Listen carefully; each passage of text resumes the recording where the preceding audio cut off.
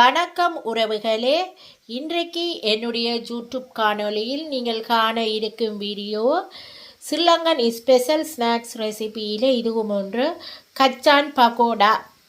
இந்த கச்சான் பகோடா வந்து ஸ்ரீலங்காவில் ஃபேமஸான ஒரு மிக்சர் கம்பெனிக்காரருக்கும் செய்வாங்க. இந்த கச்சான் பகோடா அதே மாதிரி தான் நானும் செய்திருக்கிறேன்.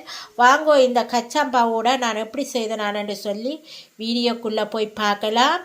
வீடியோக்குள்ளே போகிறதுக்கு முன்னால் ஃபர்ஸ்ட்டாக இந்த வீடியோ பார்க்குறீங்களா, அப்போ மறந்துடாமல் சப்ஸ்கிரைப் பண்ணிவிட்டு பக்கத்தில் இருக்கிற பெல் பட்டனையும் கிளிக் பண்ணிவிட்டு பாருங்கள். அப்போ தான் நான் போடுற வீடியோக்கள் எல்லாம் உங்களுக்கு உடனுக்குடனே நோட்டிஃபிகேஷனாக வந்து சேரும். இப்போ வாங்கோ வீடியோக்குள்ளே போகலாம். இன்றைக்கு வந்து நான் கச்சான் பகோடா செய்ய போகிறேன். அதுக்கு வந்து தேவையான பொருட்கள் பார்க்கலாம். கச்சான் வந்து நான் 3/4 கிலோ கச்சான் எடுத்துருக்கிறேன். கோது நீக்கிய கச்சான் பாருங்க இப்படி இருக்கு, முத்து எடுத்துருக்கிறேன் 3/4 கிலோ. உப்பு தேவையான அளவு, மஞ்சத்தூள் தேவையான அளவு, கடலைமா எடுத்துருக்கிறேன். இதில் 1 கப்பு கடலைமா எடுத்துருக்கிறேன். இதுக்கு வந்து 1.5 கப்பு கடலைமா தேவை. இதில் வந்து தனி மிளகாத்தூள் எடுத்துருக்கிறேன். அதோட வந்து அரிசிமா 1/2 கப்பு எடுத்துருக்கிறேன். இப்போ இவ்வளோ தான் தேவையான பொருட்கள். இது எப்படி நாங்கள் கச்சான் பகோடா வாக்குறோன்னு சொல்லி பார்க்கலாம். இப்போ வந்து ஒரு மிக்சிங் பவுல் எடுத்துருக்கிறேன். அதில் வந்து நான் எடுத்து வச்சிருக்கிற கச்சானை நான் கழுவி தண்ணி எல்லாம் படிக்க விட்டு எடுத்து வச்சிருக்கிறேன் கச்சான். இப்போ கச்சான் 3/4 கிலோ கச்சானையும் இதில் போட்டுக்கொள்ளுவேன். இதில் படுத்து வச்சுக்கிற கடலை மாவை போடுவேன். மற்றது உரைப்புக்கு தனி மிளகாய் தூள் எடுத்திருக்கிறேன், அது போடுறேன்.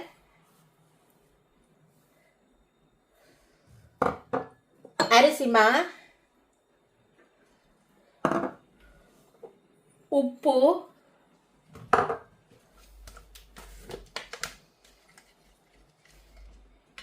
மஞ்சள் தூள் தேவையான அளவு.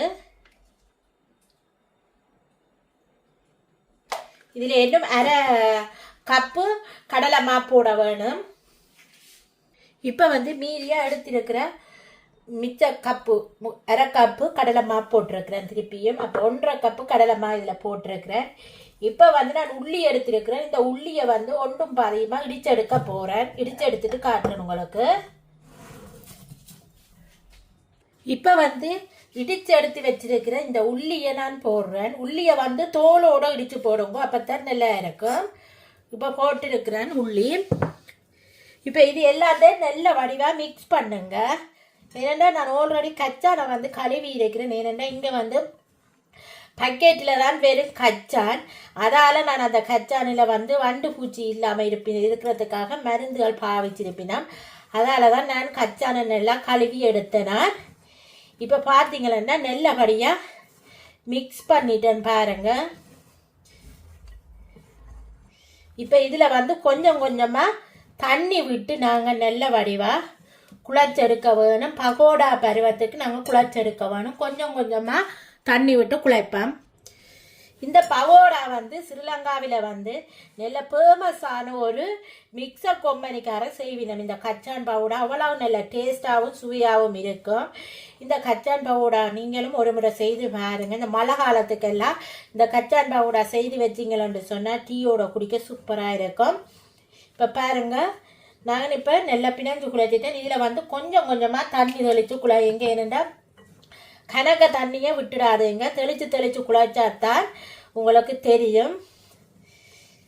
இந்த கடலைமா அரிசி மாவெல்லாம் வந்து நம்ம போட்டிருக்கிற தூள் எல்லாம் இந்த கச்சானோட ஒட்டி இருக்க வேணும். அப்போ தான் அந்த கச்சான் போடும்போது எண்ணெயில் பகோடா மாதிரி நல்ல வடிவாக வரும்.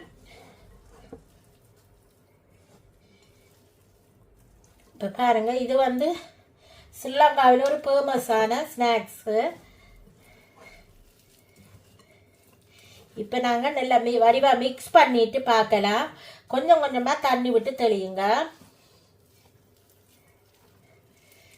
தண்ணி விட்டு தெளித்து குழக்கே பாருங்க, அந்த மசாலா கலர் வந்து நல்ல கலராக தெரியுது பாருங்க. தனித்தூள் போடுங்க. தனி மிளகாய் தூள்லாம் இந்த பகோடாக்கு போட வேணும்.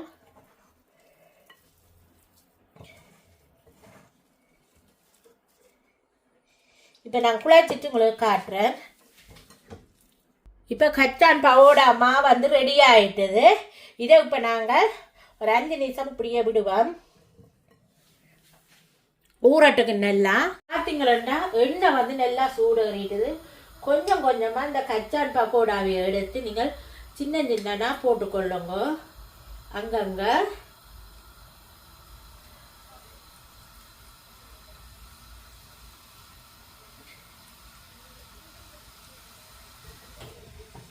அடுப்பை வந்து கம்மி தீயில வச்சுட்டு போட்டுக்கொள்ளுங்க. என்னடா கச்சான் வந்து டக்கண்டு பொரிஞ்சிடும்.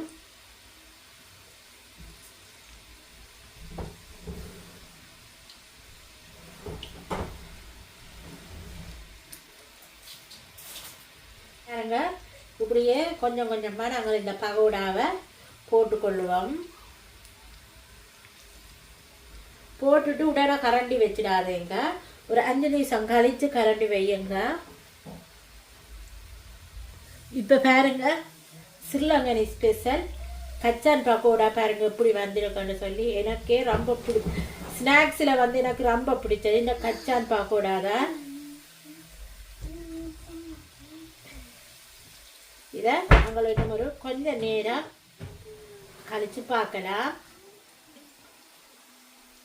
இப்போ இதில் கொஞ்சமாக நான் கருவேப்பிலை போடுறேன் இதில் மேலேயே. இப்போ பார்த்தீங்கன்னா கச்சான் பகோடா வந்து ரெடி ஆகிட்டுது. நாங்கள் இப்போ எடுப்போம். இது வந்து கொஞ்சம் உரைப்பு கம்மியாக இருக்கிறபடியாக உங்களுக்கு இப்படி இருக்குது. உங்களுக்கு உரைப்பு கூட போட்டிங்கன்னு சொன்னால் கலர் நல்ல கலராகவும் பெறும். இந்த கச்சான் பகோடாவில் ரெட் கலர் கூட போடுவினம். அந்த கலருக்காக நான் வந்து வீட்டில் செய்கிறபடியாக குட்டி சாப்பிட்றபடியாக நான் கலர் ஒன்றும் போடலை. கொஞ்சமாக மிளகாத்தூள் மட்டும்தான் போட்டிருக்கேன், தனி மிளகாத்தூள்.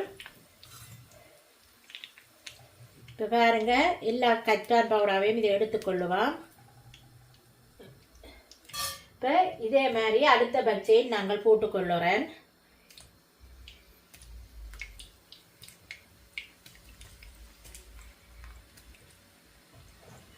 கச்சான் பவுடா வந்து நீங்கள் மிக்ஸ் பண்ணின உடனேயே கொஞ்ச நேரத்தால் உடனே போட்டு பொரிச்சு எடுத்துக்கொள்ளுங்க.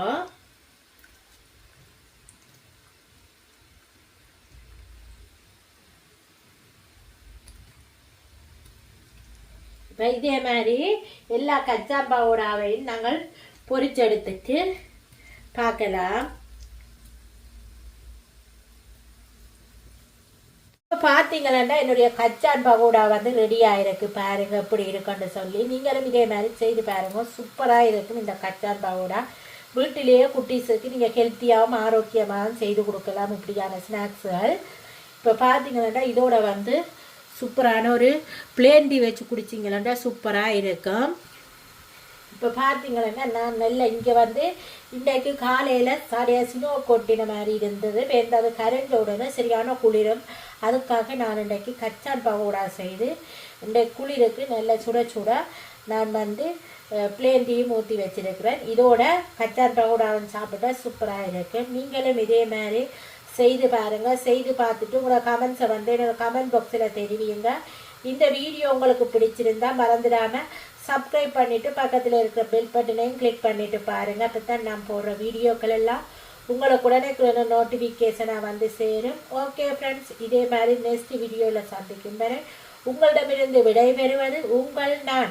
Bye friends.